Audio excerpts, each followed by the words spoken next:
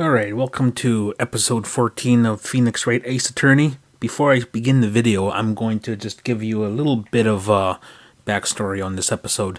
So this is going to be the 5th time that I'm recording this episode because of my computer troubles with my old PC there. Breaking down and not capturing properly. I was able to capture these 2 hours of video without my microphone on. So I forgot I left my mic off in one take, and so I basically just got footage. So instead of going back to the game and restarting the whole episode, episode 5 of on the DLC there, it's going to take me a couple hours to get back to this point. So to make it easier, I'm just going to talk over this video. And also another note is that the video kind of has a sound lag. So, well, we're just going to have to deal with it because I can't exactly fix it. I don't think my computer is up to the task of converting this whole video without it, Anyway, so yeah, that's basically that. So, okay, so I'm just gonna start the video here. There we go. And basically, this is as far as I got in the first attempt. The first try I did, I got up to here. So I'm just showing that I'm in the chief's office, and so I'm going to exit back to the title screen menu in just a moment.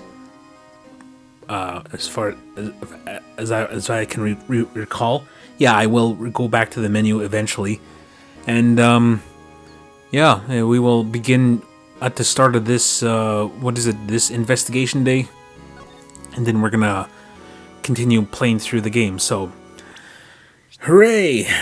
So after 8 hours of doing the same 2 hours, I'm gonna continue starting this, and yeah.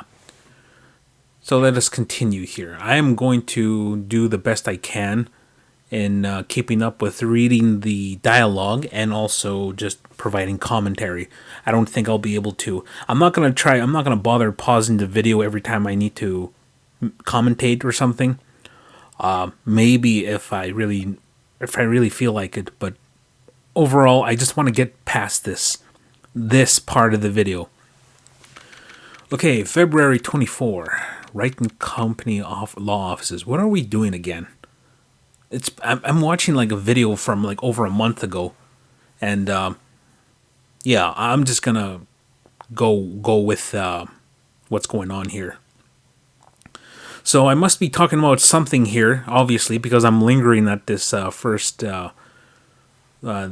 screen here, and yeah. So the next time I do an episode like this, oh, I'm so sorry, Mr. Wright. Emma? I'm gonna say it's Emma. I was calling her Emma for a while. I'm sorry for what my sister said. What did your sister say? Drastic crimes require drastic measures. That's just the way it is. We did what we had to in order for him to get the verdict he deserved. We framed him. Framed his ass. I didn't know. Okay. You didn't know. Oh, she didn't know about the frame job. Okay. So her pin looks like a sad face. The red pin on her white jacket. Well, anyway. So she didn't know. I never knew that the SL9 incident was just another name for the Joe Darkay killings. Sounds like everybody's heard about these killings except, but me. Lana wanted Dark to convicted so badly. To frame him and stuff like that. Because he obviously was the killer. That's why she used me. That's why she used what happened to me. What happened to you? What do you mean, what happened to you? It's all there in the file. Joe Dark's last victim was Prosecutor Neil Marshall. When he murdered Officer Marshall's brother, okay, he left behind an incriminating piece of evidence. Which is? But what did you have to do with those killings, Emma? On the night Prosecutor Neil Marshall was murdered, Joe Dark tried to kill me. Okay. He looks like a killer. What? He tried to kill you? Officer Marshall's brother, Neil, was only trying to save me. So that means you... Yes, I was a witness in the Joe Dark trial. Okay. Yeah, I remember this part now. Well, actually, played through this part like 4 times previous, so... I'm just gonna play along and act like that I'm thinking like, oh, look at this, because this is the first time... Well, if you watch the videos up to here, this is basically me going through this part for the first time with you, the viewer. But for me, this is like 5 times in a row, the 5th time. So I'm just going to play along and be like, oh, I didn't know that. So just for, continuity's sake with the previous video. Yeah, I'm just going to play along just a little bit. I was a witness in the Joe Dark trial, alright? Okay, I didn't see that one coming. So what am I going to do now? Should I examine the room, or should I talk to her, or should I present a whole bunch of stuff that is probably not going to get me nowhere? The SL9 incident. It happened 2 years ago. It was right about this time of year too. Okay. So, there was a terrible thunderstorm that day, unusual for the season. Okay. I was all alone in my sister's office. I have these... we were planning to eat dinner together once she finished her work. I take these little pauses because I don't know when I'm gonna... then suddenly, this terrifying man came bursting into the office. Stuff like that. I don't know when I'm gonna press A and Joe Dark. It seemed like he was running from someone. He pulled out a knife and screamed at me. I didn't know what was going on. Just then, Prosecutor Neil Marshall showed up. Jake Marshall's brother. Joe Dark tried to take me hostage, but before he could, Mr. Marshall tackled him. Then, what happened? I'll never forget it. Lightning struck and the lights went out. Suddenly, a bolt of lightning flashed outside the window, lighting up the office for an instant. What I saw then burned a permanent picture in my mind. I can still see it now. A permanent picture? Let's talk about the permanent picture. What did you see in the instant that crime occurred? Dark knocked down Mr. Marshall and raised his knife. He probably stabbed him, but I didn't see that part. Dark kinda has this weird onion hairstyle. Every time I think of Neil Marshall, I almost say Neil Armstrong. Neil Marshall was stabbed right in front of this poor girl. Okay. And then... move along. There we go. I don't remember what happened after that. Apparently I passed out.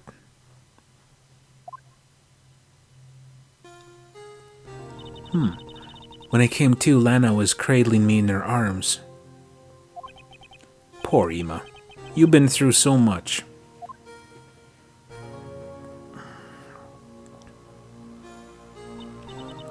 I couldn't bring myself to testify about that instant. I think I'll just go with Emma. I've been calling her Emma this whole time, so for continuity's sake. I tried, but the words just couldn't come out. And then, I drew a picture, but it wasn't any good. 2 years ago, you must have been 14. That's understandable. She must have been shaken. Now I'm in color. Once it was all over, I made up my mind. To do what? I decided that when I grew up, I would become a scientific investigator. I want to be able to fight crimes with my testimonies and find the evidence to make an airtight case. Okay, so kind of like a forensic That way Lana would never have to forge any. Oh yeah, I see. I think I'm finally starting to understand what makes Emma tick. Okay, I think I can talk. Oh, but there's still something that bothers me about that crime. Nobody saw an actual stabbing. I don't remember the moment when Dark stabbed Mr. Marshall. So you weren't able to testify about that? No, I was only asked about when I was attacked. That must be why she made up the crime. Okay, made it up? You mean provided bogus evidence? Yeah, that's exactly. The prosecutor's office wanted that guilty verdict so badly. Lana forged the evidence and Mr. Edgeworth used it. Edgeworth? Yes, but I'm sure he didn't know anything about it. He couldn't have known he was being given false evidence. Even so, that's when it all started. The rumors about Mr. Edgeworth, I mean, it's all my fault. If I could have just testified properly, none of this would have happened. So it's true, even though he may not have known it. Edgeworth really was involved in falsifying evidence. Well, he didn't actually false anything. After that case ended, Lana was never the same. She became cold like she is today. You know, a bitch. And, she must have not been able to face up to what she did, especially something puzzling.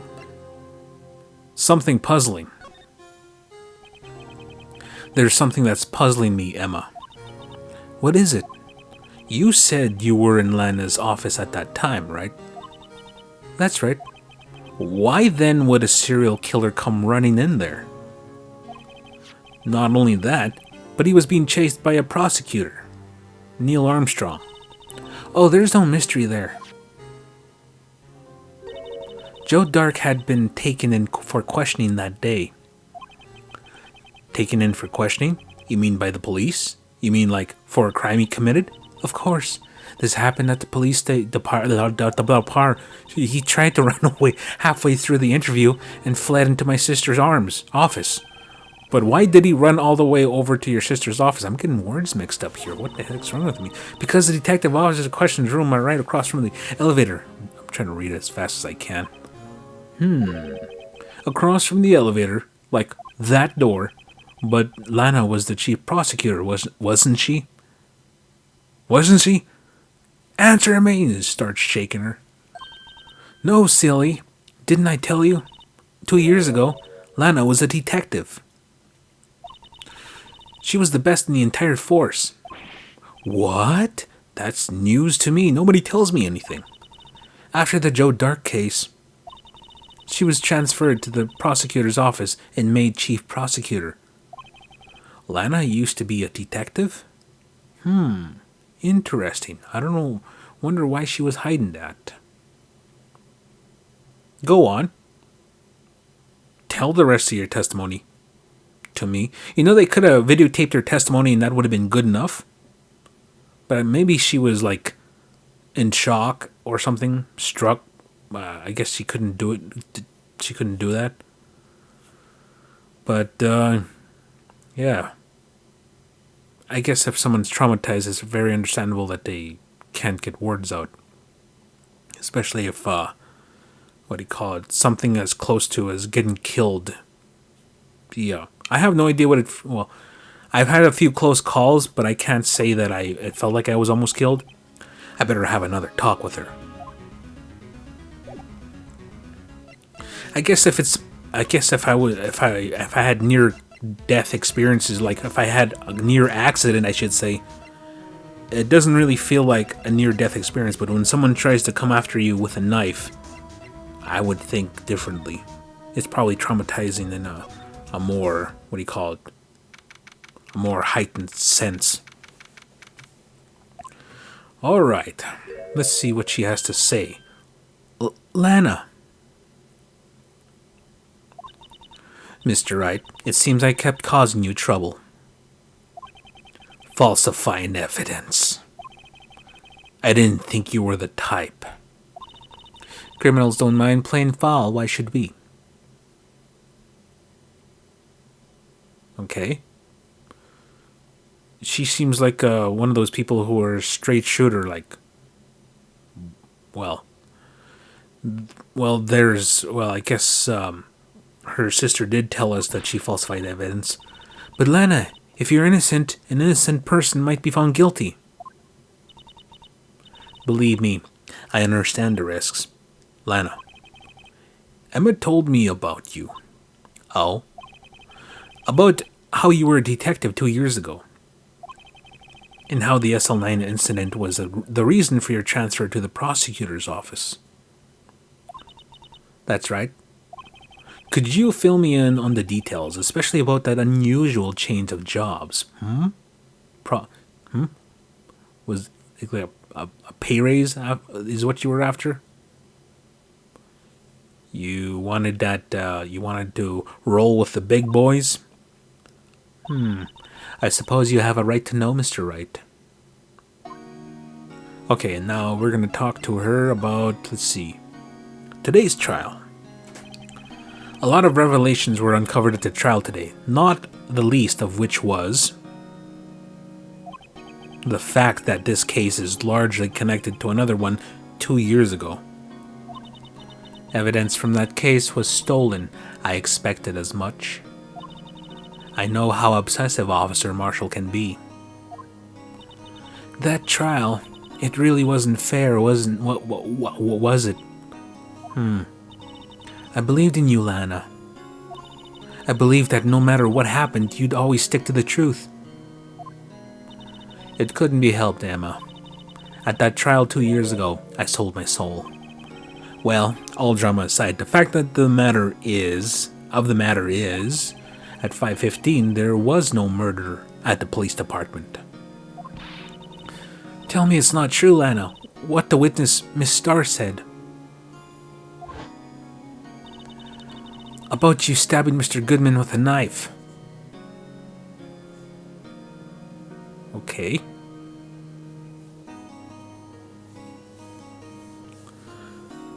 You know, I think that they faked something here to make sure the evidence that for their court case went away. So if maybe Joe Dark's thing might be turned over, and a few people are gonna get in a lot of trouble. That's what I think. Corruption of the police force at its finest. Lana, I don't understand. Why won't you tell us? Emma, this doesn't involve just me. I don't think I've ever seen Lana look so fazed before, looking to the side like that. Detective Lana Skye. It's true, I was a member of the police force 2 years ago. She was amazing. They still talk about all the cases she and Chief Gant cracked together. Look at that. They look like two leads in a CSI cop show. Chief Gant? Then he was the vice head of criminal affairs, but he still worked the crime scenes. Damon Gant. He was everything I aspired to be. They were the best team ever. They solved crimes before reports could even be filed, or even be committed. Super team. Emma really idolizes her big sister. But now you're a chief prosecutor. What happened? I always planned on becoming a prosecutor. The reason I became a detective was to gain experience in investigating crime scenes so you could later use that experience in court. Emma, just let her talk. Gant's help in the SL9 case was critical in this resolution. After that, he became chief of police, arranged my transfer to the prosecutor's office. Maybe I should ask more about this investigation of theirs 2 years ago. Yes, that's what I'll do. The Dark investigation. 2 years ago, I was second in command of the detectives investigating Dark. I kept on almost saying Drake before. Second in command? That means the chief detective was no doubt Damon Gant? Was it? Yes, Detective Gant and I shared the same office and the same investigations, in the same bedroom. They even had the same bedroom. We led a team of the best detectives on the force. Cowboy, Detective Gadget, Inspector Gadget. Oh, God, I'm skipping stuff here. It was the first time Marshall worked with his brother, and he was quite gung-ho. Without a doubt, Joe Dark was a serial killer. Okay. We asked him to come in for questioning. We were desperate for evidence. That was when the last murder took place. When he tried to murder Emma. Prosecutor Marshall was just trying to save me from Dark Hay. You see, the first person who happened upon the scene of the crime was me. It was you. She's dressed like a general. Now you tell us. Okay, first one at the scene. Tell us more. Detective Gant and Prosecutor Marshall were the ones questioning Dark that day. The investigation was in its final stages when Dark must have panicked. He waited until Gant and Marshall let their guards down, then fled the room. From there, he ran straight to the office shared by Detective Gant and myself. That's where he found me.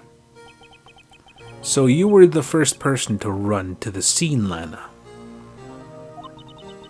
It appears so. I was filling some papers while Gant and Marshall were questioning Dark. Now I'm saying Drake. When I returned to my office, I saw the 3 bodies on the floor and smelled blood. 3 bodies?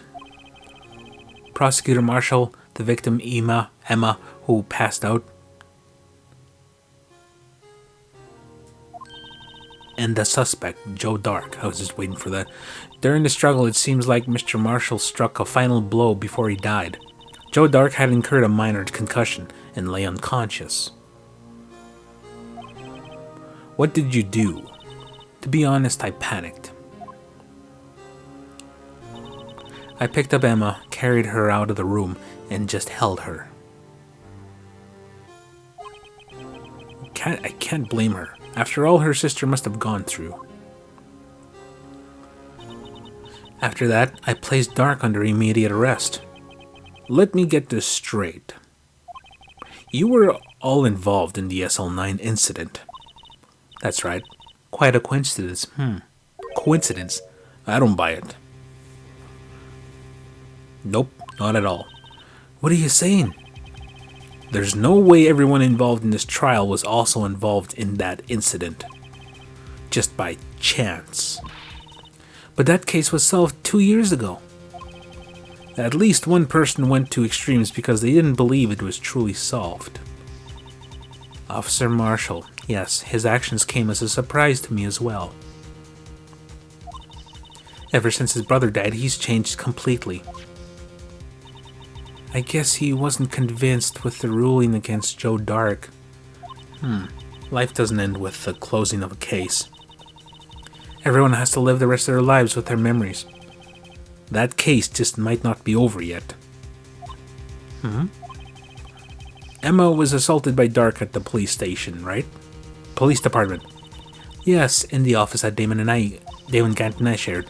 The office that Mr. Gant now occupies by himself, the chief's office.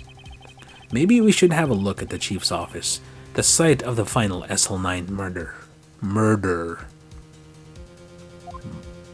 Okay, I think we can leave. Unless I have to look at stuff.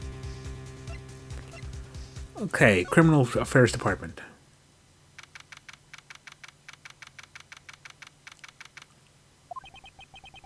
I don't see Detective Gumshoe anywhere. Things seem kinda quiet around here today. You're right. The head of the department seems the same, though.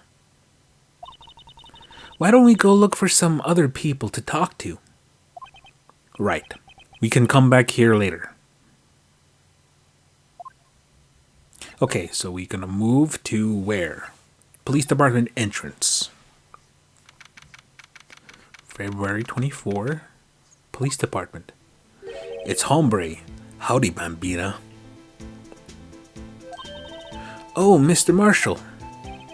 I never thought things turned out this way when I woke up this morning. Okay, Sarah, you never know where life will lead you, eh, Bambina? He's only talking to her. I should have known my luck had run out when old Billy dried up this morning. Billy? He's always shaving. Can never get rid of that patch. It just grows in seconds. Okay, so any second now I should be pressing A. Press A. There we go. Billy? Must be his pet cactus. Say, where are you headed? Just over to the prosecutor's office for a little interrogation. It's a voluntary appearance, but we all know I won't be coming back. Sorry, but you can't go into the evidence from today, partner. But Mr. Marshall, why did you do it? Why do prospectors head west? Ever since there was a case I needed to know the truth about, it was that one. Before you turn yourself in, Mr. Marshall, would you mind telling us exactly what happened? Looks like I won't be getting a steak lunch today. Okay, so let us talk to the cowboy here. So, Matthew McConaughey, what about the dark? Something about fishy about that trial from the beginning. It wasn't just me either. All the detectives thought so too. What do you mean, fishy? Some of the facts reported were inconsistent with the evidence we found. For example, the murder weapon. The murder weapon? You mean that switchblade knife with the broken tip? That was Joe Dark's all right, but in the initial autopsy report, a question was raised. A question? Yes, a question. The blade of the knife was not a perfect match with the wound the victim sustained. What does that mean? It means that there's a good chance that the knife was not the murder weapon, and I want you to vote for Sam.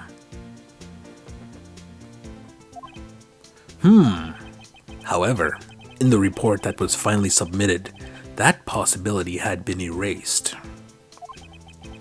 Could the facts have been concealed with forged evidence? That case left behind scars on all of us. The scars that the SL9 incident left behind. Yeah, scars. There was something going on behind the scenes in that case. We all knew that later. Every detective involved in that investigation, save one, was taken care of.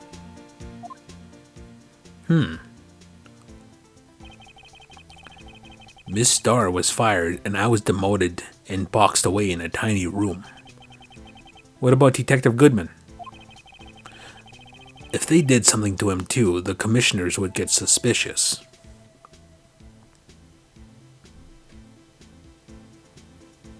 Okay. No, they were careful enough not to be too obvious. They? Who are you talking about? Don't get upset, Bambina.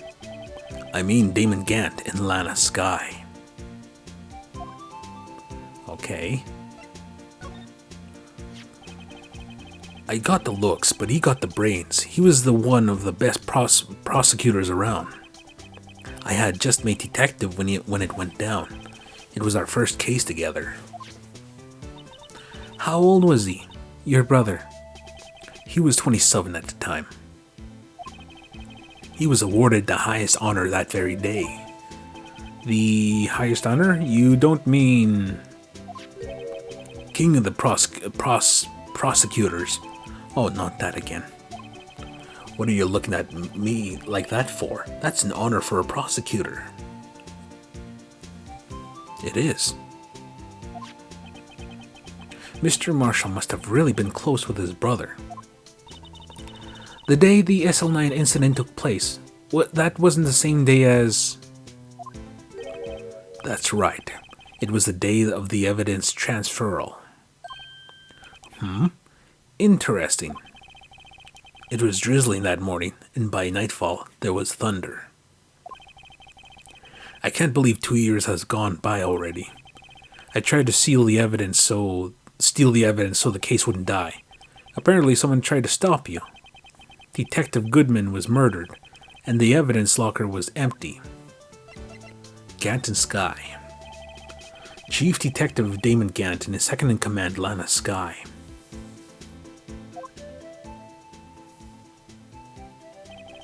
There wasn't a person on the force who hadn't heard of that duo. That case was the biggest step in both of their careers. After the case ended, Lana transferred to the prosecutor's office, right? Right? Yeah. Damon Gant and the new chief of police arranged for that to happen. She's never been the same since she left. Huh? Everyone who knew her said so. Chief Prosecutor Sky was totally different when she was a detective. Now that he mentions it, Emma said something like that too. There was quite a jitter there in the video. Tell me, what happened to my sister? Sorry, Bambina, but her secret is too well guarded. My controller died. I never found out. Lana's secret. It all started 2 years ago. Interesting. Drinking in the morning, eh? So there you have it. That's my story. Did you enjoy it, partner? It was certainly enlightening. There's one more thing for sure I found out in court today. That boy Edgeworth isn't my enemy. Okay. He was the one who used falsified evidence to get a guilty verdict. But someone else was the one who gave him that evidence and planned everything. That someone is Damon Gant. Don't believe me? Well, I don't blame you. I won't even be a patrolman after today. Totally fired. Oh. Too bad I won't be around to work with you. There was some jittering there, but we still got a video. Okay.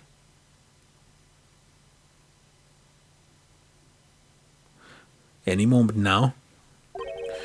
When you become a real scientific investigator. Adios, Bambina. Goodbye. Okay. Now we move on to the criminal... No, wait. No, where are we supposed to go? Back to criminal affairs? Well, I guess we're back here. February 24, Police Department. This place is always pretty empty, but today it's deserted. That must mean everyone's busy solving crimes. Yeah, that's what it is. Oh, you're looking for the others? They're all in the conference room. Thanks. Wow, he actually talked to us. With the chief prosecutor saying that she did, and with the decision about what to do, about what Mr. Edgeworth, not to mention our statement to the media in tomorrow's trial, there's more chaos going on than Thanksgiving and Christmas put together. I think festive is the word usually used for those. Nobody likes hearing about the word Christmas nowadays. Or maybe I'm just thinking... maybe I was just thinking of something else. Anyway. Sir, we'd like to have a look around Chief Gant's office. Just head across the hall to the other building and take the elevator to the top floor. Really? You mean it's okay for us to go in there?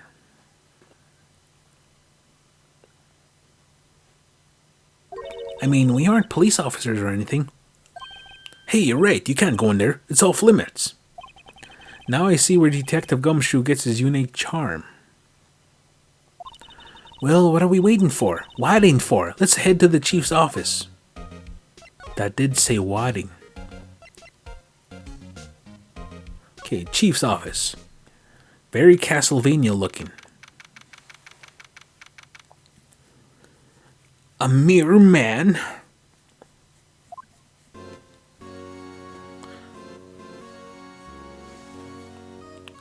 Okay. Whoa, where am I? When I said a mere man, I was trying to remember Castlevania's bad voice acting. In the chief's office, you silly. Check out that pipe organ. That's a real thing, right? Yeah. I used to take organ lessons in kindergarten. They used to call me Little Miss Bach. Yeah, sure they did. I thought I was a genius until they tried. Oh, I'm going a little too fast for my own good. I could never remember where C was.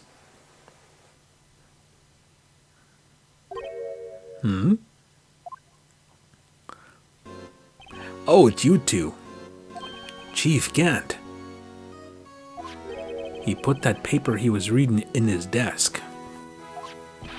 So, Mr. Wright, have you been swimming lately? No, I haven't. I've been kind of busy lately. I can appreciate that. I've had my hands full too with Mr. Marshall's misconduct, Mr. Marshall, and Lana's provocative statement. Provocative statement? You mean about the forged evidence?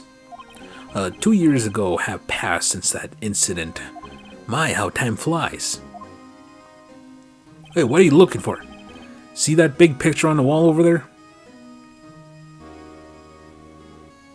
That's a picture of Lana, Neil, and me, in case you didn't notice. So this is Mr. Marshall's brother, Prosecutor Neil Marshall. We took it to commemorate our work together. Something's not right with this picture. It's like that vase in the background that might be missing from the office right now. Not the one we were putting together, right? No, actually it is. It is. And there's a spear in the picture. I can't quite put my finger on it though. Oh, really, Phoenix? Come on. The evidence is in the background there. Gant team picture added to the court record.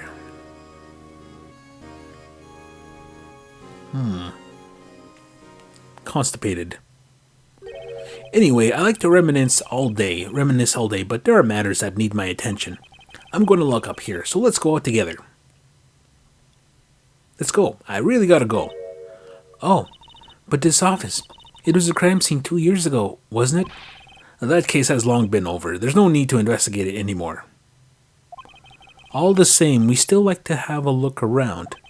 Perhaps you didn't hear me. I said there's no need to investigate it anymore. I'm showing you my serious eyes. And my lips are pressed because I really gotta go, number 2. Hurry up. Move it. Oh. Now hurry up and get out. I have a meeting to attend. A meeting in the men's office. I gotta sign some papers and wipe some papers. Well, looks like we aren't welcome. It seems that case isn't over with yet, after all. What do you mean? Keep up, Emma. Chief Gant denied our request to search the crime scene. That means there must be a reason he doesn't want us looking around in there. You mean like a clue? There's got to be a way we can get inside the chief's office. Okay. Criminal affairs. Yeah, criminal affairs. I'm pretty sure Dick Shoe will show up in a moment. Hey, pal. Detective Gumshoe, were you in a meeting? I was just taking a breather. My feet hurt. From sitting so long in the meeting? Actually, I had to serve everyone coffee. Sounds like Detective Gumshoe's still out of the loop. Say, have either of you seen Mr. Edgeworth? Edgeworth? No. Why do you ask? He's under fire from both the police department and the prosecutor's office. It's almost like the battles between you two in court. That sounds serious. Is it because of what my sister said? That's basically all it boils down to. That falsified evidence 2 years ago. Now Mr. Edgeworth has the whole world after his blood. Yikes. Okay, let's talk to Mr. Gumshoe. Edgeworth's crises. But why would Edgeworth be blamed? It sounded like he knew the evidence was forged. Lana Skye is the guilty party here, isn't she? Regardless, the prosecutor is responsible for the evidence he presents in court. Not only that, but as you know, there's been a lot of rumors going around about Mr. Edgeworth. Those who don't like him haven't been able to do anything because of this. Amazing talent as a prosecutor, but now this? Are there really so many people who hate him? In our world, only those with talents rise to the top. Mr. Edgeworth not only had that, but he's young. There's no better recipe I know of for making enemies. Hey, Dick, keep up the good work. You dick. Yes, sir. Let's go out for lunch again sometime. My treat. Yes, sir. You gotta keep me back on that joint. Take me back to that joint sometime, okay, Dick? That joint you brought with you? Yes, sir. It seems you don't have any problem with enemies. Yeah, well, I'm careful not to stick out. Anyway, I'm a bit worried about him. Under all this pressure, I'm afraid Mr. Edgeworth just might crack. Okay, SL9 incident. See if he knows anything. Maybe not. We'll find out in a moment. Okay, as soon as I press A... Actually, I looked at the file earlier while the coffee was brewing. He seems genuinely concerned for Edgeworth. Okay. Well, did you find out anything? The only evidence that Dark left behind was during his final attack. His final attack? You mean when he killed Prosecutor Marshall? He was trying to protect the girl. I missed that part. I was looking away. Me. It seems like Detective Gumshoe never realized Emma was the girl. That's when he left the most incriminating evidence of all. Well, what was it? Oh, let's see. I think it had something to do with the murder weapon. Oh, I forget. Oh, look, it's all written somewhere in here, okay? His power of recollection never failed to impress. Maybe we should show him the murder weapon. Maybe. It might jog his memory. Okay, let's see here. Dark's crimes. We'll talk about this first. Joe Dark was 42 at the time of the crime. He was just your run-of-the-mill businessman. A businessman? What made him take to serial killing? One day on his way home from work, he hit somebody with his car. With his car? So it was an accident? An accident, yes, but it transformed him into an animal. An animal? He killed a man that witnessed the accident. Then he killed a lady who a kid walked by, then so she killed him too. Then when he was burying the bodies, a jogger came upon the scene and was killed as well. Finally, he turned himself in. Okay, finally. I don't know what happened there, but I pretty much skipped over a whole bunch of dialogue there. It seems he was a pretty careless animal. Of course, this is all conjecture. There wasn't a single shred of evidence, so he turned himself in. Yes, but in the middle of his questioning, he fled the murder. He murdered his final victim, Prosecutor Marshall. That crime was witnessed by someone too, but fortunately, he was arrested on the spot. It's a good thing that last witness wasn't killed. That last witness? Oh, he must mean Emma. Yes. Exactly. They just lay everything out for the person, the player to keep up. Okay, fingerprints, switchblade knife. About this. Hey, don't tell me that. It has a tag attached to it with the label SL9 incident on it. I believe this would be the broken murder weapon you were speaking of. What are you doing with that? Ever since that case was closed, that knife's been locked away in a locker. On the day Detective Goodman was murdered, this suddenly disappeared from the locker. And was found in Mr. Edgeworth's car muffler. That's it. Now I remember what that incriminating piece of evidence was. Go on.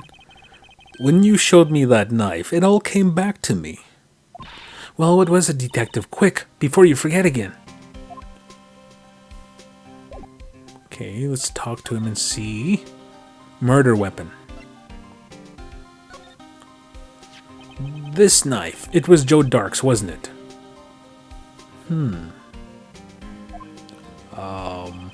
That's right. We traced it back to the store he brought it at and had his fingerprints on it too. But no one actually witnessed him using it to murder anyone, right? Right? Don't leave me hanging. Well, that's where his luck ran out. When you take a good look at the knife, you see it's broken. You don't have to take a good look to notice that.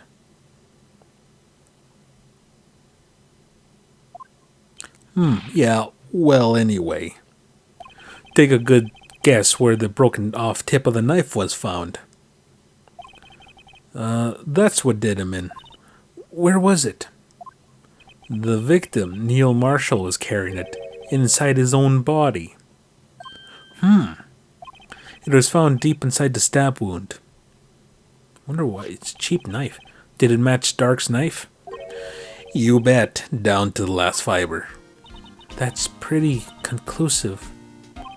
Neil's autopsy report added to the court record. Switchblade knife added again to the court record, for some reason. Well, there you have it in a nutshell. That's all I know. Can I ask you one more thing? What is it? If it's money you need, you should ask Chief. It's not money, but it does concern the Chief. His office is a crime scene, right? It's where Prosecutor Neil Marshall was murdered. The Chief's out right now and his office is locked. But we'd like to have a look around if that's okay.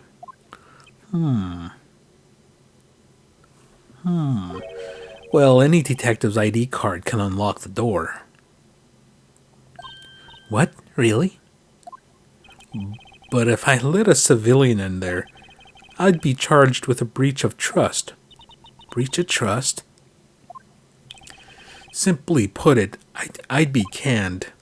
Oh, sorry, pal. I don't plan on getting fired because of you. How about this ID card? It was Detective Goodman's. That won't work either. The data was deleted the day he died. Oh. So in other words, Gumshoe is our only chance of getting into that office. I wonder if there's something to make him change his mind. I need to yawn once in a while. I'm a little tired. Okay. And let's see here. Detention center. Move. We're going to... Where are we going? Underground parking lot.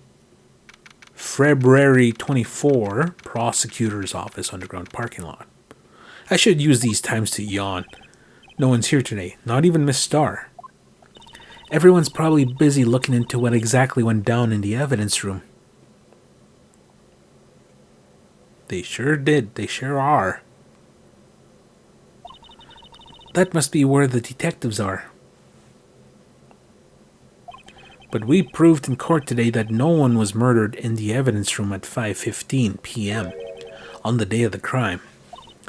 Yeah, and I thought we were finally making some headway in our case. But instead, it looks like we just ended up making Lana look even more guilty. Hang in there, Lana. I've got to find all the answers by tomorrow. Okay. Examine. Move. Move. Examine. Move. Okay. Hi, Prosecutor's Office. February 24. And let's talk to I wonder if Edgeworth is back yet. There he is. It looks like he's writing something. Oh yeah, this is the part where I was talking about a joke I heard where like a comedian was saying like, if I ever got lost in the wilderness with no clean water, and I would never resort to drinking my own piss, because as soon as I do, that's when they'll find me, like the search party or something. They'll be like, there he is. I kind of thought it was funny. I tried looking for that comedian online, I remember, and I don't know who told that joke. But anyway, so yeah, that's why the video was taking a long time, resting on this moment here. So what we're gonna do is we're gonna wait for the next screen to come on.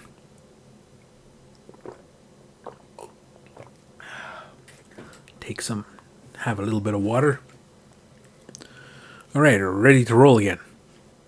Okay, I'll just let it. There we go. What are you doing here?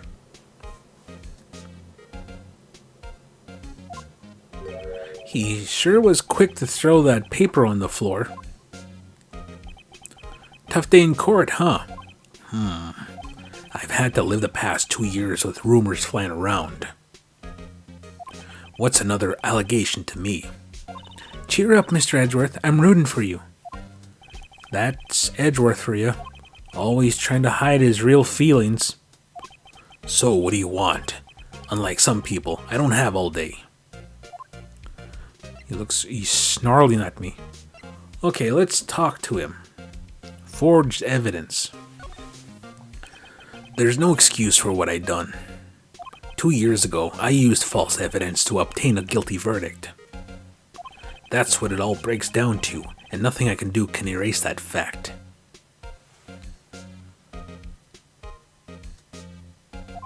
But you didn't know, did you? I mean that the evidence was falsified.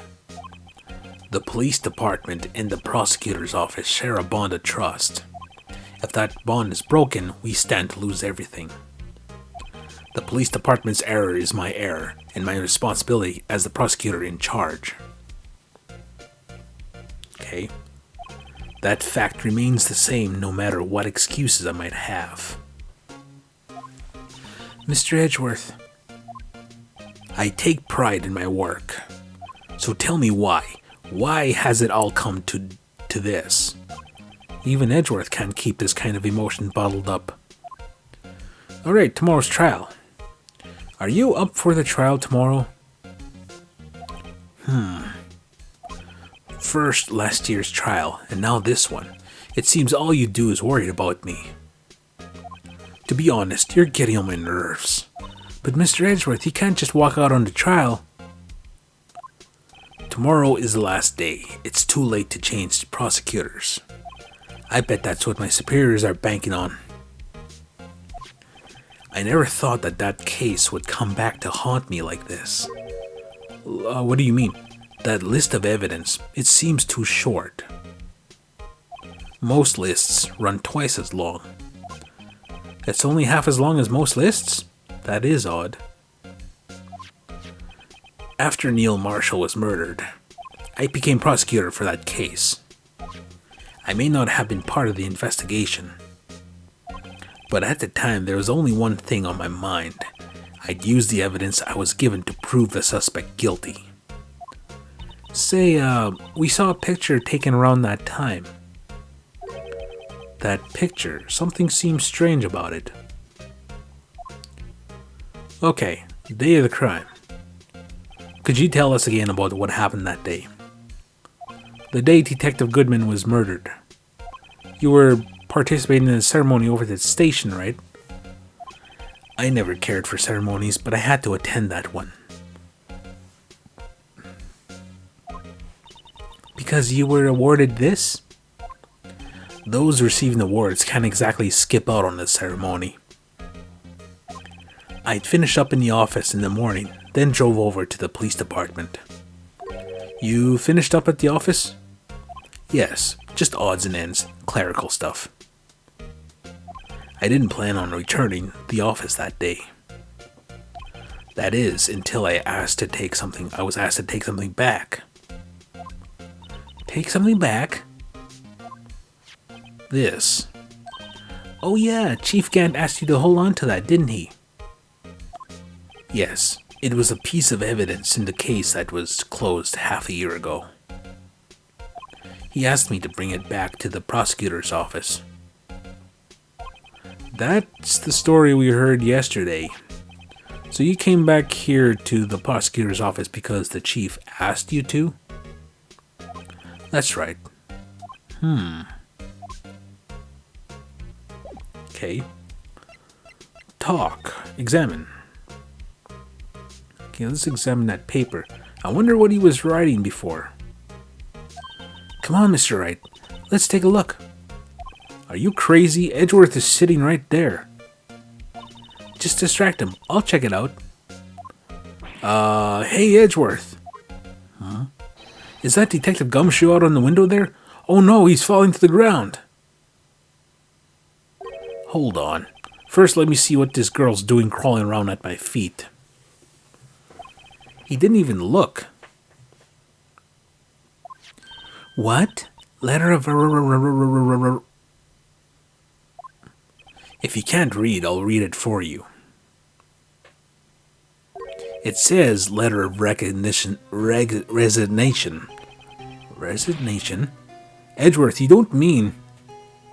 I'm tired, Mr. Wright. I feel as if something inside me has died. But Mr. Edgeworth, none of it is your fault. I know the path I've walked. You don't need to tell me. And the path I've walked hasn't been just one. I can't forgive myself for what I've done. And no one else should forgive me either. Just leave me alone. Uh-oh, I think he's serious. Mr. Wright, please, you have to do something. This letter of resignation. I wonder if I can use it for anything. Like, freaking out Gumshoe into letting me into the chief's office. That's exactly what's going to happen here. You put the letter of resignation in the pocket. Okay, maybe we can present something. What am I going to present? Oh, what am I doing here? Oh yeah. It's weird that it looks like it screws onto something. Okay, I guess I'm trying to turn it around.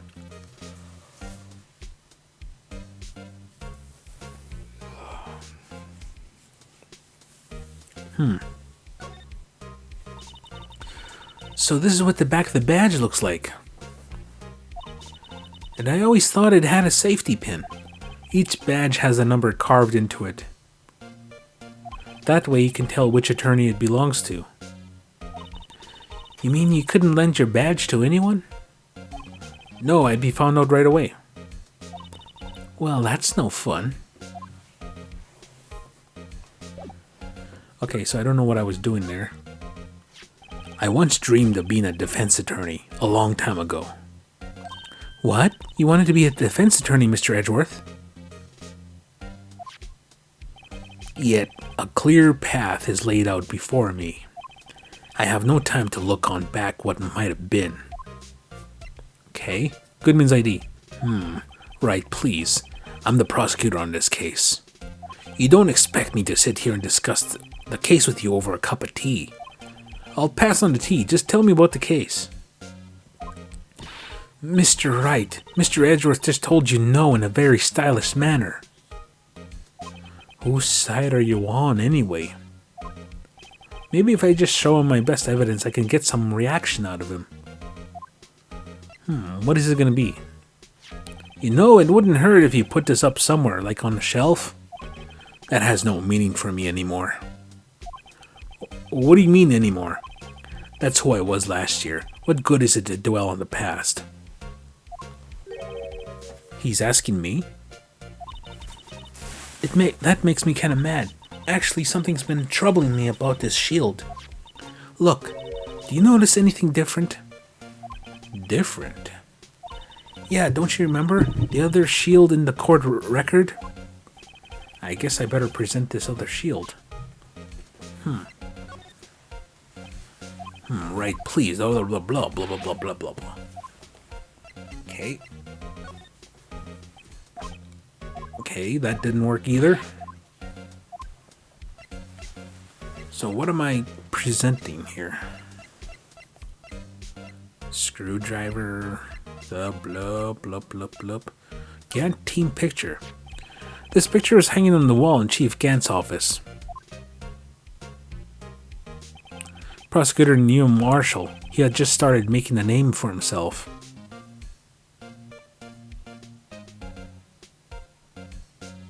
Okay. It looks like this was taken when he received the King of Prosecutors trophy. Speaking of that, there's something that bothers me. What's that? Yes. The trophy Mr. Marshall is holding. It's a little different than yours. Yes, you're right. I remember now. Remember what? That was the official prosecutor trophy used until that time. There's a story behind it. A story? Sounds interesting. Would you mind telling it to us? It's simple, really. Contradiction. That's what the award's based on. My mind just went off somewhere there for a second. I don't know if I was even reading that thing properly, because I was thinking of next week's schedule for the channel. And I was totally not sure what they were talking about. They say where there's smoke, there's fire. Apparently I was so caught up in the smoke, I lost sight of the truth. Edgeworth. The others are right. I have no right to serve as a prosecutor. But Mr. Edgeworth, you were only doing your job. I've always made my own decisions about what I can or cannot do. That hasn't changed. Forgiving myself is something I cannot do. He's taking this hard. Uh-oh. I think he's serious. Mr. Wright, please, you have to do something. This letter of resignation, I wonder if I can use it for what? I think we talked about this already. Right, please.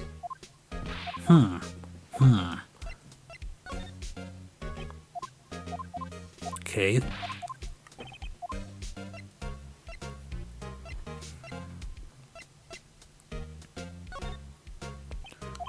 Right, please. Okay. Come now, Mr. Wright. You can't seriously expect me just to sit down and chat with you about the case over a cup of tea. But this isn't related to the case, remember? You said so yourself. So I did. Chief Gant gave you this that day, didn't he? He asked you to bring it here from the police department. The chief is a very competent man, but sometimes he does things that don't make any sense. At least it's better than being incompetent and doing things that don't make sense. A certain detective comes to mind. I think they were both thinking the same of what's his name? Dick Shoe. Luminol testing fluid.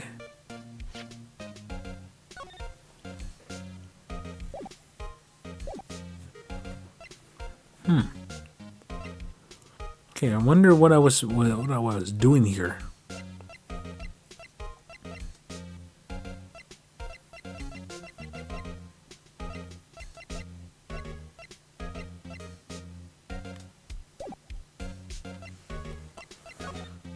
Okay. This award originates from an ancient Chinese tale. In Chinese, the word contradiction is written with two characters. The first means halberd, and the second means shield. Have you heard this story? Yeah, 4 times before. Me? Oh, sure, everyone knows that. Why don't you tell it though? For Emma's sake. He doesn't know. Very well.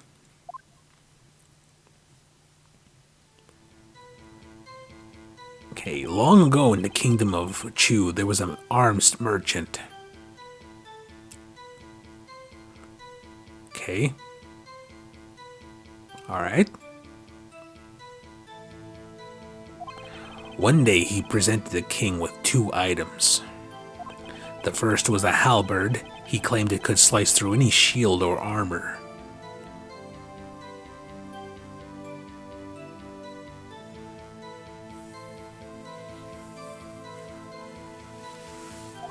The second was a shield he claimed could withstand any weapon. Wait a minute. Those claims contradict each other. Very perceptive. But then again, you heard the story before, right? Anyway, as you mentioned, the very descriptions of these items discredit them both.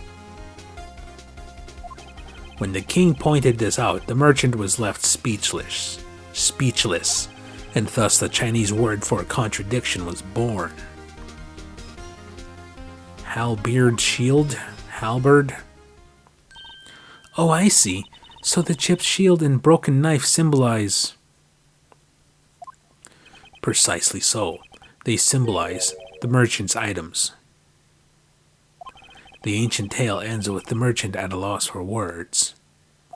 But it's in our nature to pursue matters to their conclusion, even if it results in something as ugly as this.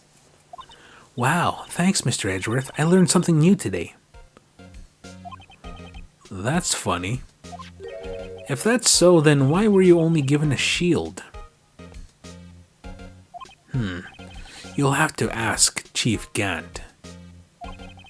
2 years ago, he had the halberd part of the award abolished. Chief Gant? I wonder if they took out that pointy part because it was the murder weapon. I'm just thinking ahead here.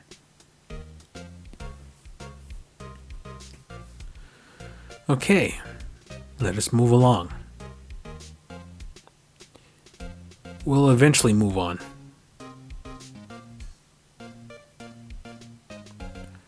I'm watching a video, by the way, so I could fast forward it, but I might skip too much because the PlayStation YouTube is not exactly it kind of skips over in chunks, so I prefer not to fast forward. Excuse me. Oh, it's her. Would either of you care for a 1/4 pound of roast beef? Miss Starr, I guess she's out of lunches. You certainly are the curious sort, aren't you? Yes, I am. Kind of like the first person who sucked a cow's nipple to discover milk. What? Still, I never thought you'd be digging up that case from 2 years ago. So somebody sucked a cow. Somebody sucked a cow's udder to discover milk. Maybe somebody was starving. They're like, maybe I'll live on the milk before I kill the cow or something like that. Who knows? Either way, everybody drinks cow's milk nowadays. I wonder why it's cow's milk. Maybe it's because it's plentiful. Alright, so everyone in this trial was involved in the SL9 incident. Not only that, but the murder occurred on the very day the evidence from that case was due for transfer. This can't be attributed to mere coincidence. Aren't you forgetting something? You know that little scene that I happened to witness? The instant Lana stabbed Detective Goodman with a knife. No matter how much of the past you dig up, it won't change what I saw. Roast beef is meant to be savored when eaten. What? Her and her weird food proverbs. Miss Starr's hatred towards Lana. It all dates back to 2 years ago.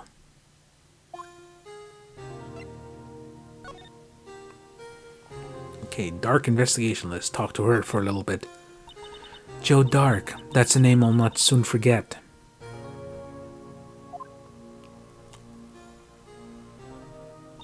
We trailed him for half a year. Oh, the pressure. Still, I don't think I was even more alive than I was then. Those days were steamier than a bowl of hot gravy. Poor old Jake Marshall, though. He must have been going through hell. You mean because of his brother's death? They were close, those two. After Neil died, something took over Jake. He became obsessed. Seeing Jake like that made her all the more desperate. Her? Lana Skye. My sister. The best of the best were put on that SL9 case.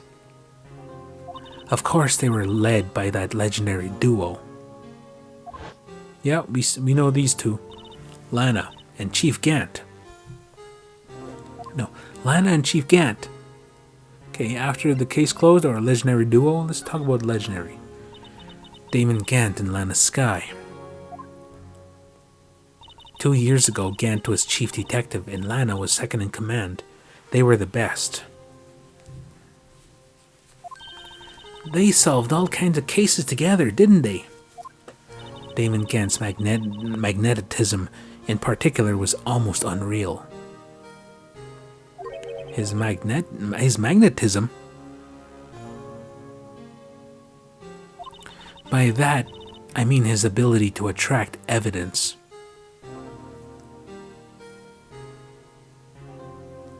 I guess he must have forged a lot of evidence, that chief of police, he produced the most incredible evidence in the cases he handled. Incredible evidence? You mean?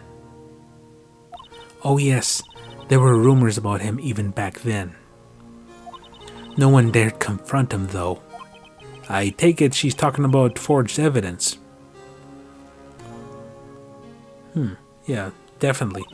Back then everyone looked up to Lana. All the detectives wanted to be like her. Really? Oh yes, myself included. I was a fool, really. She hated anything crooked and always watched out for the other detectives. That's why she was so concerned for Jake. Mr. Marshall. When Jake's brother was murdered, she felt as if she had lost her own brother. If it wasn't for her, I don't think Jake would have ever recovered from his shock. That's what makes it all the more infuriating. Miss Starr. That's why I'll never be able to forgive her. Why did she have to turn so cold after that? Okay, after the case closed, that legendary pair was the reason we were able to keep up our investigation. That's why we were so shocked over how it turned out. You mean the forging of the evidence? Don't get me wrong, Joe Dark got what he deserved. Still, it was obvious the evidence produced in court was being manipulated. Items our team never found would suddenly appear, while other items were kept secret. But she didn't have proof anything illegal was done. I'm proof enough of what happened.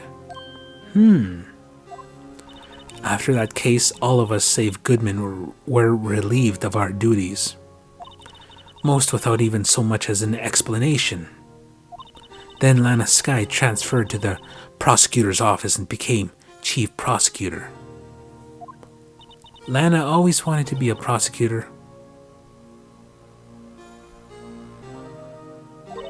Nothing's quite as simple as it appears. Huh? Lana Skye was merely being used as a pawn. That's my take on the matter. She was being used? Being used. Let's see what they mean by that. Lana transferred to the prosecutor's office 2 years ago, didn't she? Yes, thanks to Chief Gant's powerful influence. Chief. That's right. Having solved the SL9 case, his position as chief was secured. Oh. There was only one thing left for him to control, and then no one could stand in his way. The prosecutor's office? What? You mean that's why Lana was transferred? If he could control the chief prosecutor, he could control the prosecutor's office. Oh, that must mean his goal. That must have been his goal all along. But how could he control Lana? I don't know, but one thing's for sure. Ever since that case ended, she's never been the same. It's only logical to conclude there must have been a reason for her to change. No, for her change. At last, I'm finally getting close to the bottom of this ugly mess. Thank you, Miss Starr. You listen to me, Rookie. It takes more than just ingredients to create fine cuisine. I hope you turn out to be a better chef than I will. Blah. Okay.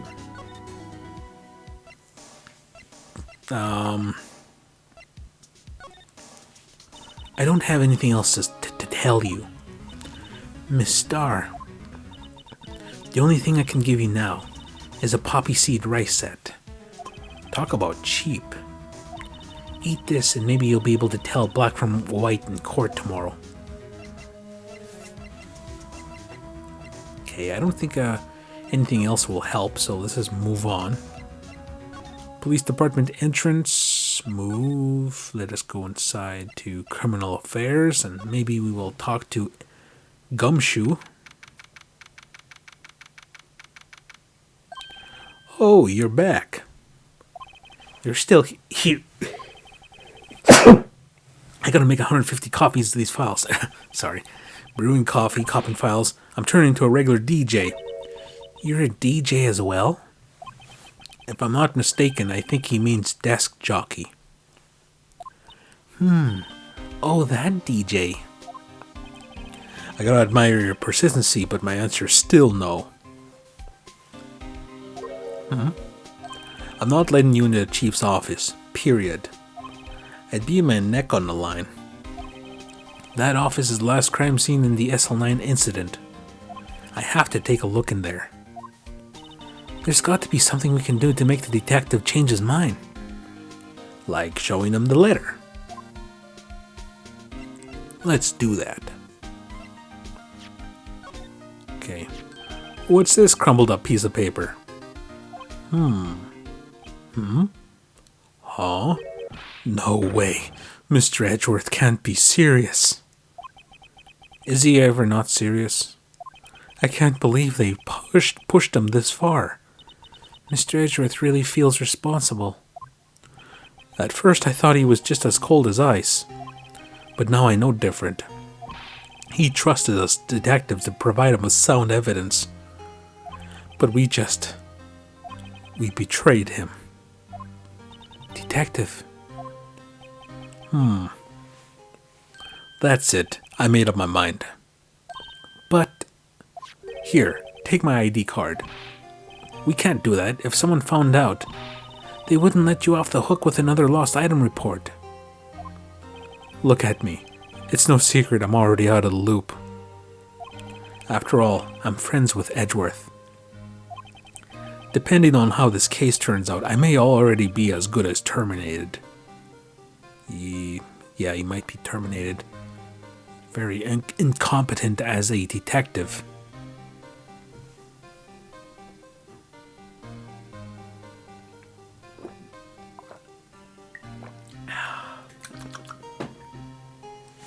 Okay. Well, I must be talking about something here in this attempt. Oh, what? So at least let me do this for Mr. Edgeworth's sake. All right, detective. Thank you. Gumshoe's ID tucked swiftly in your pocket. All right.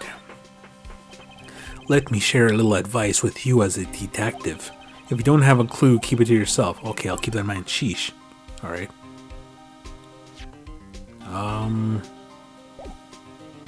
Guess we're gonna look at the ID. A police department ID card allows access to the areas of the PD department as detective. Okay. Controls. Examine. Dick Gumshoe. Detective Gumshoe isn't very photogenic, is he? Oh, whatever you do, just don't say that to his face. Look, his eyes are half shut. Yeah, and his mouth is half open. Hey, each of his shirt buttons is off a notch. And he's got the narrow end of his tie up front. A real mess. I think this goes beyond being a photogenic issue.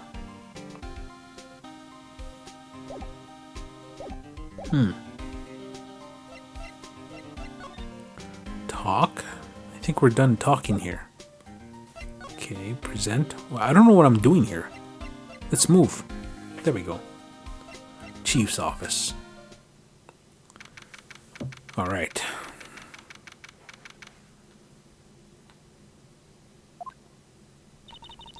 Here it goes, Mr. Wright.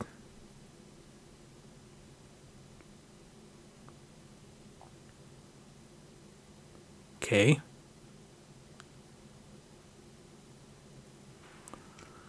Alright, so click, beep.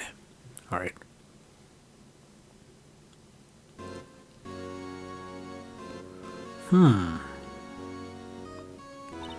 Open sesame. If anyone finds us now, Detective Gumshoe's a gunner.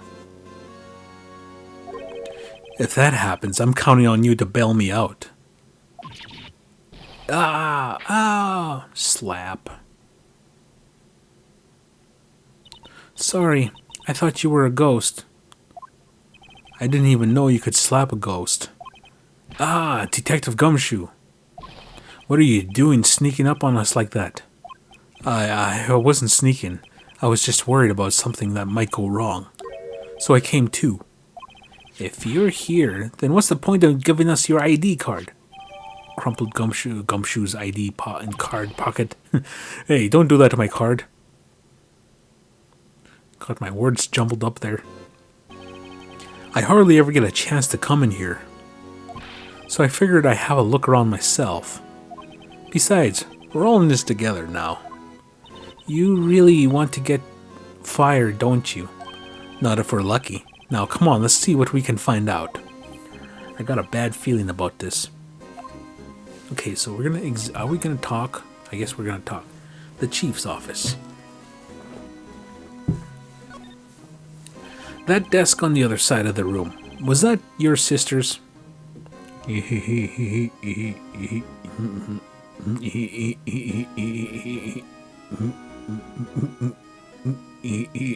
I don't know. I'm just being weird. Okay, so I don't know what's going on here. I might be talking about something, so let's linger around a little bit. Detective Gumshoe is very upbeat for a detective. Yes, that's where I was waiting for Lana. On that day 2 years ago. Is anyone using it now? No sir, this is entirely Chief Gant's office now. He practices a strict policy of preserving the crime scene.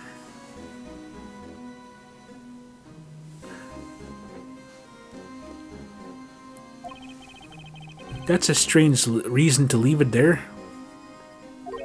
He leaves it as a warning to everyone else. He wants us to always be alert.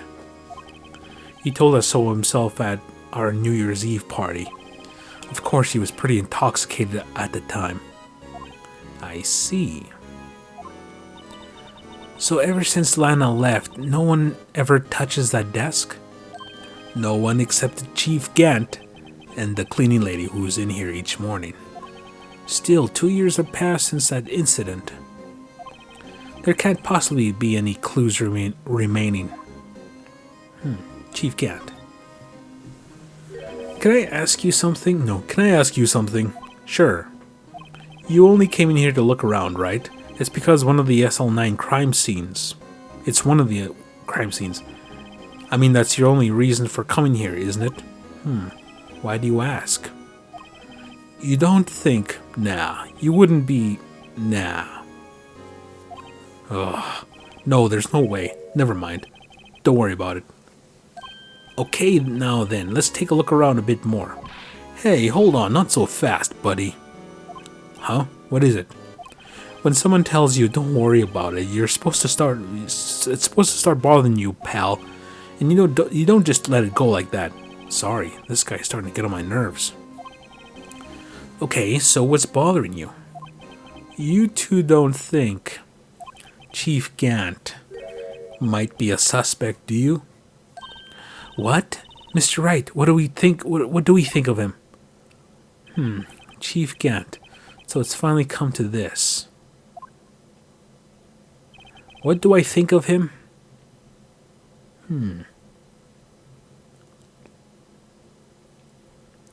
What do I think of him? Perhaps it's best I don't divulge my feelings yet.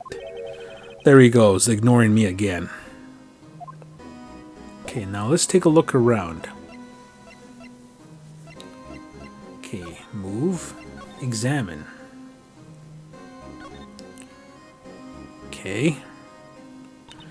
This was taken on that day 2 years ago. The day Joe Dark ran out of the questioning room and tried to kill Emma. After receiving his award trophy, Mr. Marshall took a picture here. Then went along with Chief Gant to question Dark. I bet he never knew he'd be dead just a few hours later. Gee, you think?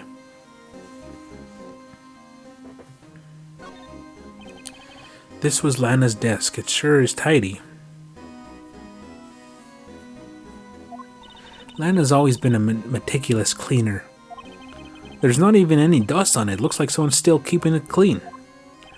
Does Lana ever come back here? No. Chief Gant must still keep it clean in memory of their partnership. They were the stuff legends are made of. Does he keep it in memory of her or memory of the crime? These shelves are mostly empty. Lana must have cleaned them out before when she transferred over to the prosecutor's office. There's a small picture frame on the left shelf. Hey, this is when Lana and I went to that theme park.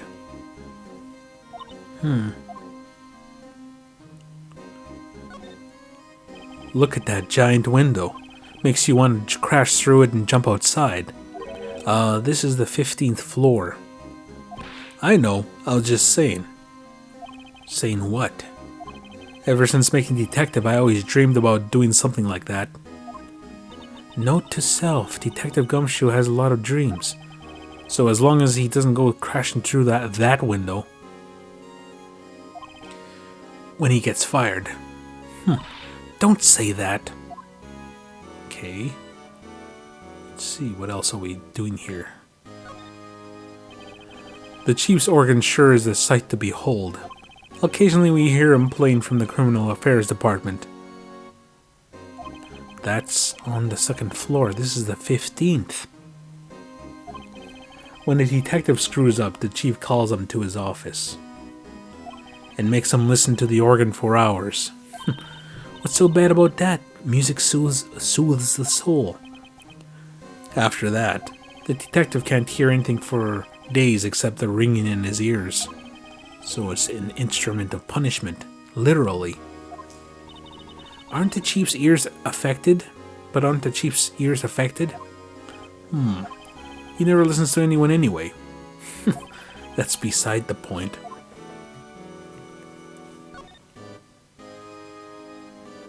Okay. Wow, look at the size of the chief of the chief. Speaking of that, when we were here earlier... Oh, it's you two. Chief Gant. He puts that paper he was reading in his desk. I wonder what he was reading. This looks like a list of evidence used in a case. A list of evidence. In most cases, the list run twice as long as this. Hey, look, it's the case name. Huh?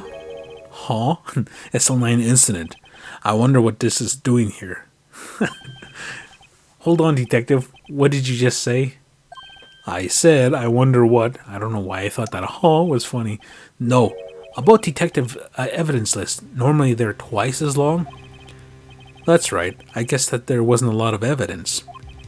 A half-sized list of evidence.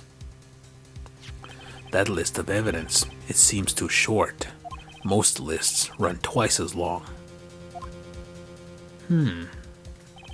What would the other half of the list be doing here?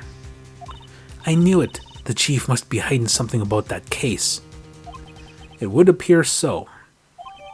Evidence list added to... Okay, and what are we doing now? No clues here. It's a safe. This is a safe, isn't it? Safe. That word is ripe with intrigue. Okay, if you say so. It looks like a code needs to be entered in this panel to open it. A 7-digit number. I think I just might know what it is. Input number. Do you know what it is? I have a hunch. Oh, I know. You want to try my birth date? It's... Nope. Okay, I have a better idea. Here goes nothing. Input code. There we go. Perfect. Lucky number 7s. Code confirmed, access granted. Now let's see what's inside the safe. Bingo. What number did you enter?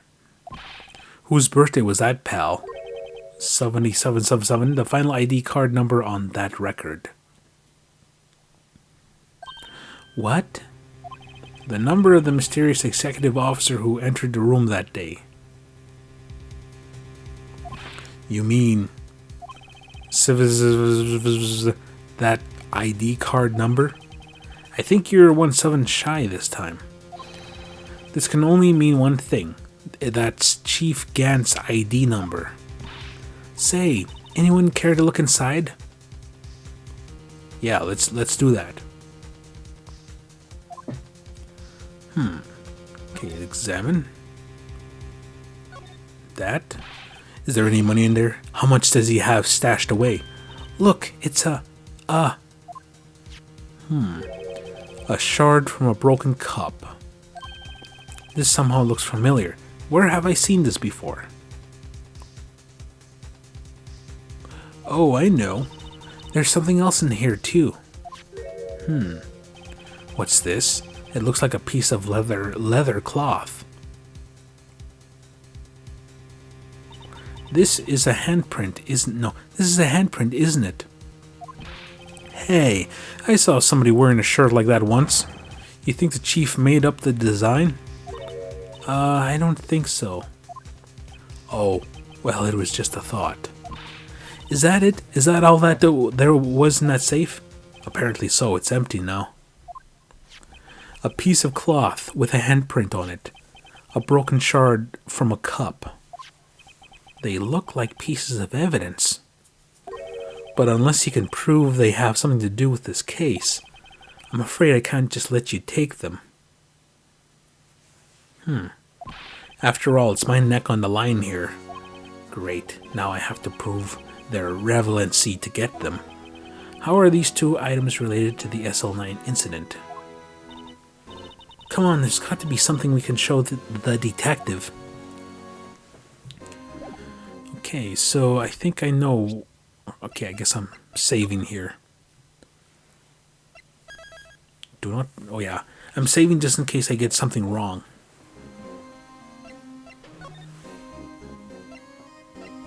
Okay, so we're gonna grab this unstable jar.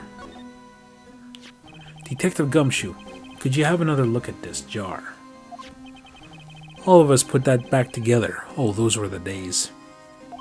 It's kind of early to be nostalgic. Wasn't this jar a piece of evidence from that case? Oh, that's right. One of the shards had an SL9 incident sticker on it. Doesn't this ring any bells?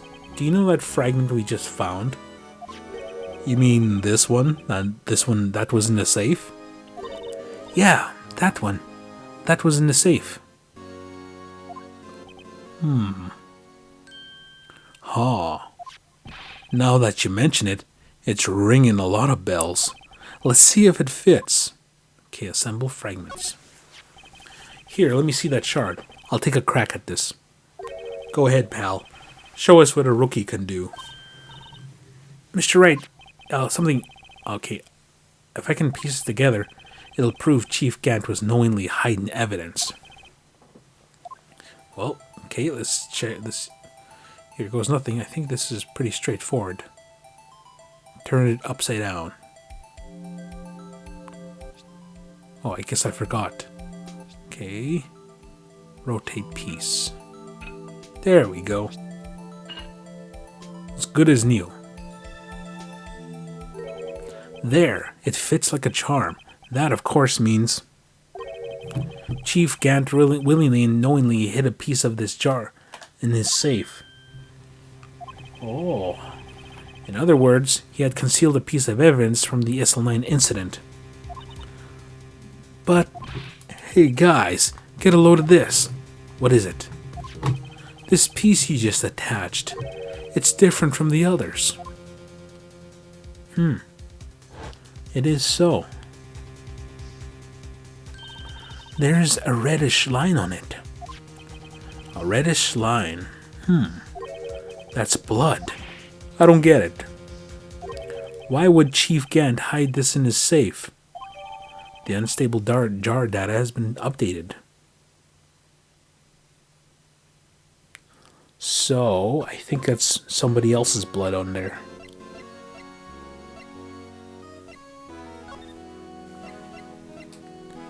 Okay, present. And what else?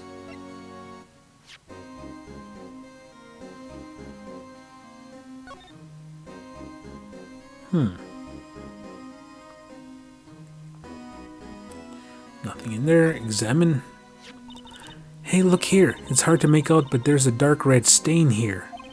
Looks like blood. This piece the chief has is different, though.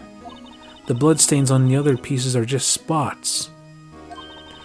But on this one's a line. That is odd.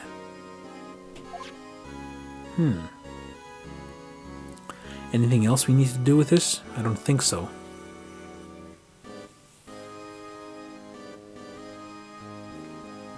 Do.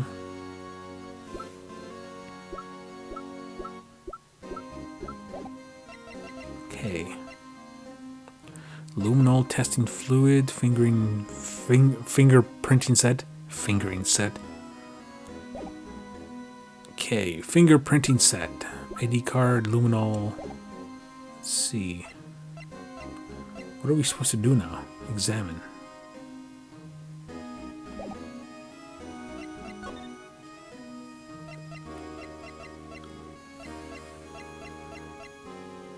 I think we're supposed to use the fingerprint set on that piece of leather.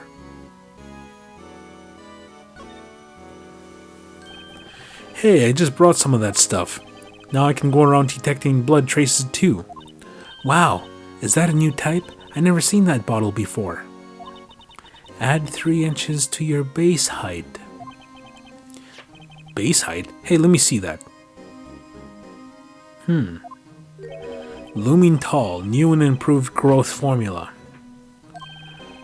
You mean this can't detect any blood traces? Well, it's not quite the same as luminol. So that's why the lady at the counter had that smirk on her face. Dick Gumshoe was buying dick cream for his... Gumshoe? No. He brought dick cream.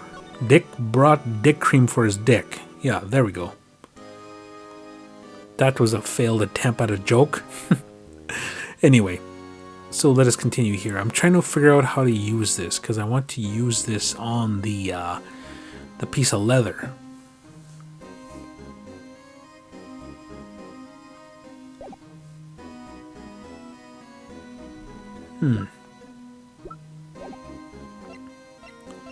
Okay. What am I supposed to do now?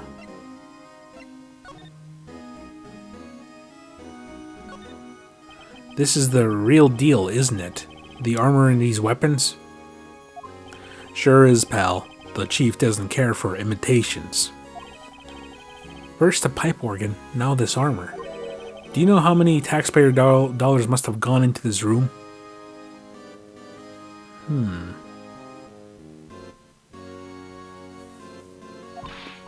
What? You are paid for this? That's it. I'm not paying 1 cent of my taxes. You don't have any taxes to pay. Shh, be careful what you say. Who knows? The chief may be hiding in this armor as we speak. I don't think he'd fit in there. Even if he did, he'd never be able to get back out.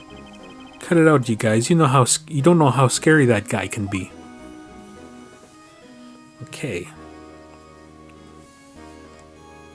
I'm trying to look for the leather. I don't know what else to do here.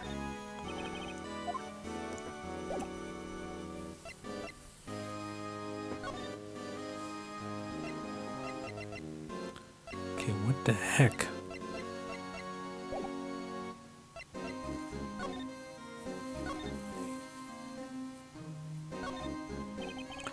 Okay, this is safe, and this is safe. Where's blah blah blah blah. Okay, if you say so. Look at the size of the Chief Gant's desk. Okay, yeah, we talked about this already.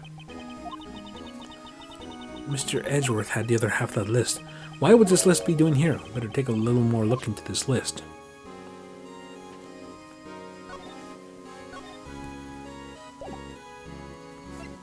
Okay. Nothing to talk about. Okay. I guess I'm trying to figure out what I'm supposed to be doing here. Can't find that thing, but I know we'll eventually find out.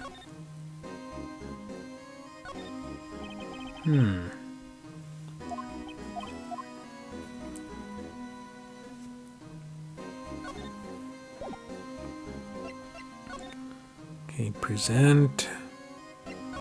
Move. Nope, gotta go back.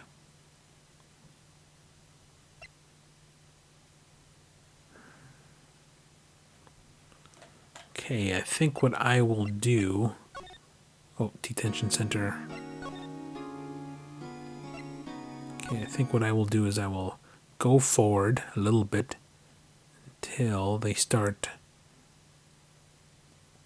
Let's see.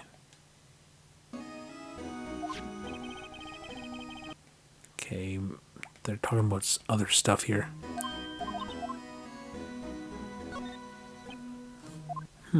Okay.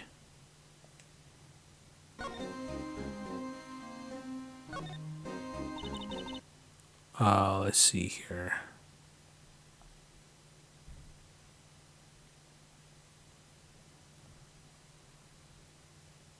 There we go. We're talking about a Clafley phone there. Oh, I knew that. The one with the handprint on it, right? Yep. Sheesh, where's your sense of humor? Oh, sheesh, where's your sense of humor? Okay, Mr. Wright, let's check for prints. Sprinkle the powder, and then once they've been absorbed into the prints, blow the rest away. Alright. What are you, my mom? I don't have to be told a million times. Alright, let's get this over with. Examine. Okay, what's going on? Guess I'm doing this.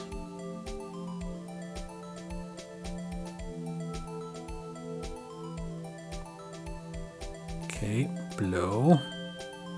Ding. I gave it my best shot. That kind of result won't be any good for matching prints, but it doesn't look like we'll get a clearer result from this print. Okay, let's try a different print. Alright, so I tried... Which one? I think I tried the pointer. Now the middle.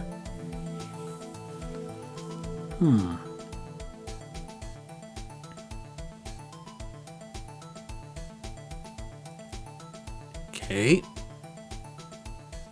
There we go. Okay, so the obvious one would be Damon Gant, right? Comparing? No, it doesn't even look like a match if you're looking at it visually. Comparison complete. No matches found. No, that doesn't match.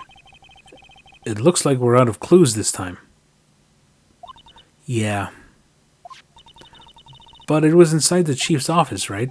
Right along with that shard. So that means it's got to do something with the incident. The one that happened right here in this room. She's right. We should check on the fingerprints of everyone who was in here that day. The way I see it, here's a higher power at work here. We just gotta have faith. Okay. Lana Sky. No, it doesn't look like a match either.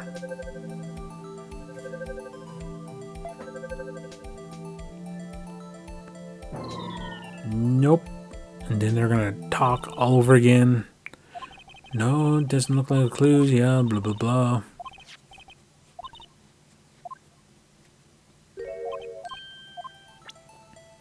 Okay, we checked Gant, Lana.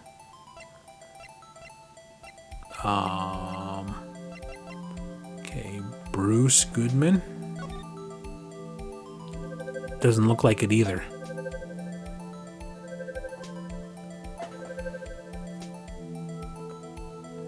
No matches found. Okay.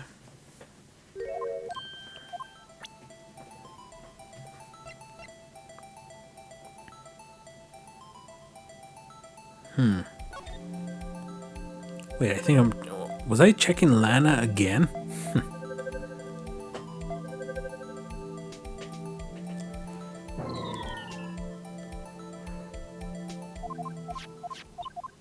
No matches.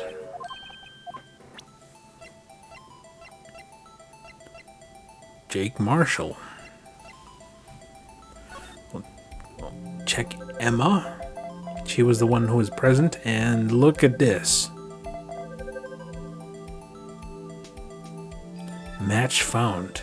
For some reason, Emma's fingerprint is on there. No, how can this be? What are Emma's fingerprints doing here? Hey, you found a match? Whose fingerprints were they? Huh. Oh, it seems the prints are too old. They aren't clear enough for a match. Oh, that's too bad. I thought they'd be Dark's prints. Psst. Hey, you. Over here. Yeah? What's going on here? What are that kid's prints doing inside that chief's safe? Don't ask me. Let's just keep this information from Emma for now. Here, maybe you should hold on to this. Strip of cloth folded and added to the court record. Well, was I any help? Of course. Thanks to your ID card, we were able to get some hard evidence. Now that's not very kind, is it? Oh. In other words, if it wasn't for his ID card, he would have been useless. Oh, isn't that right, you in the coat? Ah, Chief Gant. We didn't think you'd be back so soon. Fortunately, I'm a man who believes in signs. As I was walking to my meeting, I happened to look out the window and saw a stray dog run right into a pole. Just then I thought of a certain detective. Do you mean me, sir? Now then, I'm afraid I'm going to have to ask you all to leave. I got my serious eyes on, so you know I mean business. Yes, sir. Sorry. Oh, you in the coat. Me, sir? Drop off your ID on the way out. You won't be needing it anymore. But, sir... Now, get out. Oh, new bad guy pose. Yes, sir. We'll be on our way too then. Wait, you the one without the spiky hair. Don't go yet. Me, sir? I'd like to have a word with you. But sir, I'm not a licensed scientific investigator yet. You with the spiky hair, you're free to go. Mr. Wright. Well, I guess I gotta get out of here. Look, pal, if I told you once, I told you 1,000 times. The chief's office is off limits. But no, you had to go sneaking in there like that, didn't you? I thought you said you didn't care anymore if you were fired. Yeah, but if I knew it'd be like this, I never would have said it. Now that I seen the evidence Chief Gant was hiding in his office, I think I'm finally starting to get the picture. It's hard to believe anyone could keep quiet about it all this time. Anyway, hey, you listening to me? I'm gonna try smooth things over with the chief. Later, pal. Smooch things over. After that, I heard from Emma. She said that the police want to ask her some questions, so she'll be busy for the rest of the day. February 24. Detention Center, Visitors Room. I see, so the chief asked Emma to come in for questioning. It's no use thinking about it. Tomorrow's the final day in the court. I'm committed to doing everything I can to defend you, which is why I'm here. But I already told you all I can. What you told me over these past couple of days is absolutely nothing. Not a single useful thing. Really, I believe I did mention something quite important. Something I told you right at the beginning. I said that I was the one who stabbed Detective Goodman. You know, I think I finally figured it out. Who is it you're hiding behind those words? You're hiding behind those words. Mia did a good job mentoring you. I'm rather jealous. It seems Edgeworth was right. Edgeworth? Once you're convinced you know something, no one can persuade you otherwise. Thick-headed is the term he used, I believe. Now's my chance to get her to tell me the rest of the story. Okay, let's see what else she has to say. Keeping quiet. I have to admit, I was a little more than perplexed at first. You insisted you did it, yet there was no incriminating evidence. That's why it hit me. You're not the one. It's not that you're unwilling to tell the truth. It's that you're incapable of doing so because of a certain individual. What an intriguing notion. A certain individual, you say. If you think I'm protecting this person, protecting, no, I think afraid of is more like it. If I'm not mistaken, the person in question may have persuaded you to silence. For argument's sake, Mr. Wright, whom may I ask is this person you're speaking of? The one I'm supposedly so frightened of. Who is this person's name? Damon Gant. Damon Gant. Damon Gant. Well, Miss Skye? Mr. Wright, you are addressing the chief prosecutor. Do not forget your place. I take it she's not ready to spill the beans. My apologies. Could you please tell me a little bit more about the circumstances? Damon Gant. We were partners until 2 years ago. I respect him as a detective. Assuming he is respectable, then tell me something.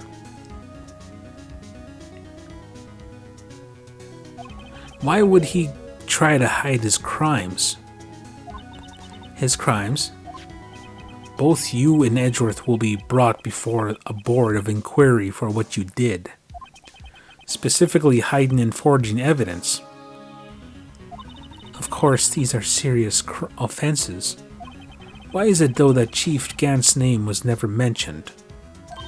Chief Gant? Edgeworth didn't know the truth behind the forgery. The only party who could have possibly investigated that evidence was... me. I had access because I was second in command of that investigation. Yes, but you are also one other. You are also one other, Damon Gant. If you intend to accuse Chief Gant, you'll need more than just words. Show me proof that Chief Gant falsified was something. Unstable jar. I just found this in the safe in the chief's office. This jar piece and this strip of cloth.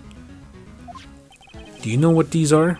They're pieces of evidence from the SL9 incident. The person concealing evidence was none other than Chief Gant himself. Now tell me, why are you taking all the blame for him?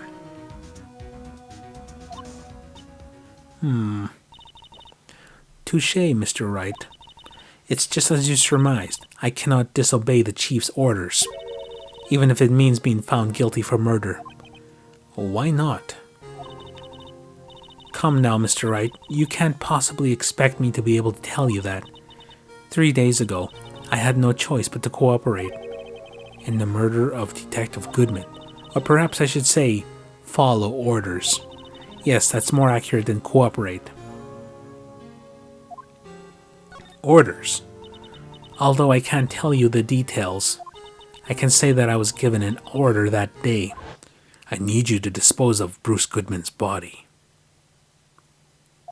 You'll find it inside the trunk of Miles Edgeworth's car.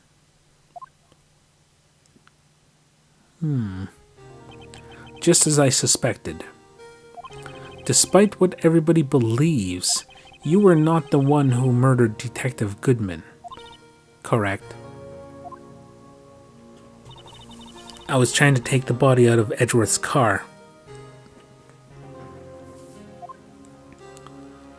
Then his shoe came off.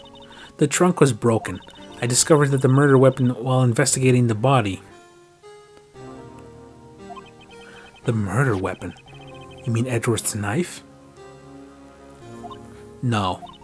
When I found the body, this was the knife that was stuck in it. The knife from the SL9 incident. The serial killer Joe Dark's knife. I couldn't just leave that knife in him. So I took it out and stabbed him with another knife. That would be Edgeworth's knife. That's right. Even though he was already dead, my hands were shaking at the thought of stabbing him. That's why I ended up cutting my hand. And that is the reason for the bandage on your right hand? Yes. It seems I got blood on the victim's shoe as well. And then... She saw me just as I plunged the knife in. Miss Starr. Why did you need to hide Dark's knife so badly? Dark's knife. It took a lot of work to finally conceal the Dark case 2 years ago.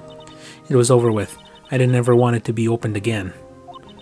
My intent was to prevent that by whatever means possible. So you hid Dark's knife. The weapon used to stab the detective was evidence in the Joe Dark case. If word got out, which it would, the reporters would have a field day with that. So you wrapped the knife in your scarf and hid it in Edgeworth's exhaust pipe. Right. Then I called my sister to tell her what happened and asked her to hide the knife that was inside my muffler. You asked Emma. I didn't want anyone else on the force to know about this. That would explain why Emma was so confident about Lana's innocence. Speaking of phone calls, I have a bad feeling about one of them that day. A bad feeling? The truth is, after I received those orders from the chief, first thing I did was make a phone call. A phone call to Patrolman Jake Marshall. To Marshall? Why on earth would you call him? The lead investigator for the SL9 incident had been murdered. I wanted that fact to be kept hidden, and I needed help. He was the only other person I could trust. Or at least I thought I could trust him at the time. However, it seems that after I spoke to him, he went off on an escapade of his own. Oh, you mean, not wanting the case to die, he decided to take things into his own hands. He disguised himself as Detective Goodman and tried to steal the evidence. He had already stolen the ID card. No, but it seems that he hadn't made up his mind to break into the evidence room. After my phone call, any remaining doubts he had must have disappeared. So your phone call caused incident in the evidence room?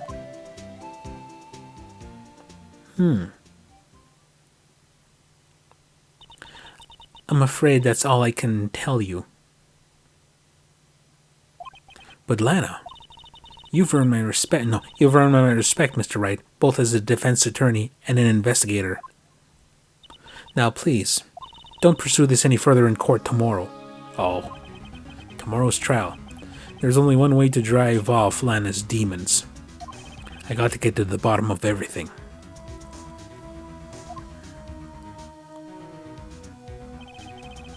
Detective Goodman's real murderer?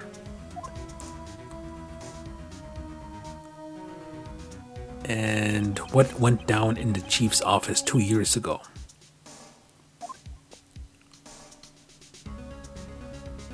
To be continued. Alright, so this is... I finally finished episode 14 of Phoenix Wright Ace Attorney after the 5th time.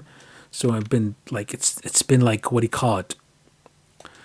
I'm just gonna rewind it a little bit. So it's, yeah, it's just, I'm gonna turn down the sound a little bit too.